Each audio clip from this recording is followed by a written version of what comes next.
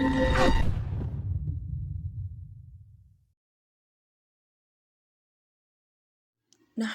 ونصلي على رسوله الكريم.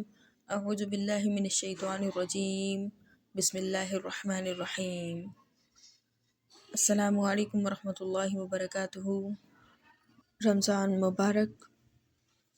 رمضان صبر کا مہینہ ہے اور صبر کا بدلہ جنت ہے. یہ خیر خواہی کا مہینہ ہے. اس میں مومن کا رزق بڑھا دیا جاتا ہے.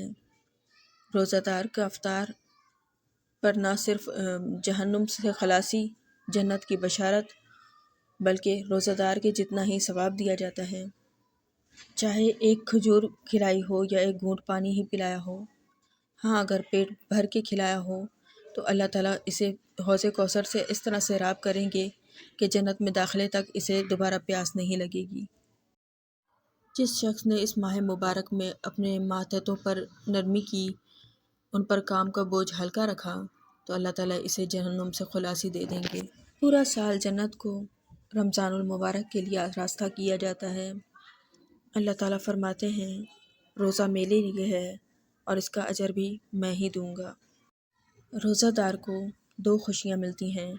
ایک افطار کے وقت کہ اللہ کے دیے ہوئے رزق سے اس کا افطار مکمل ہوا اور اس کی دعا قبول ہوئی. دوسری، جب اللہ تعالیٰ سے اس کی ملاقات ہوگی. روزہ دار کی منہ کی بدبو اللہ تعالیٰ کے نزدیک مشک اور عنبر سے زیادہ خوبصورت ہے. مشکوٰۃ شریف کی حدیث ہے، آپ صلی اللہ علیہ وسلم نے فرمایا، لوگوں، تمہارے پاس ماہ رمضان آیا ہے. اس ماہ میں آسمان کے دروازے کھول دیے جاتے ہیں، جہنم کے دروازے بند کر دیے جاتے ہیں. اس ماہ مبارک میں سرکش شیاطین بند کر دیے جاتے ہیں. اس ماہ مبارک میں ایک رات ایسی ہے جو 1000 ماہ سے افضل ہے، اور تم میں سے کوئی اگر اس ماہ میں بھی محروم کر دیا گیا تو وہ کل خیر سے محروم کر دیا گیا ہے. اللہ تعالیٰ ہمیں اس ماہ مبارک سے زیادہ استفادہ حاصل کرنے کی اور عبادات کرنے کی توفیق عطا فرمائے. بآخر دعوانا الحمد للہ رب العالمین. جزاک اللہ خیرا.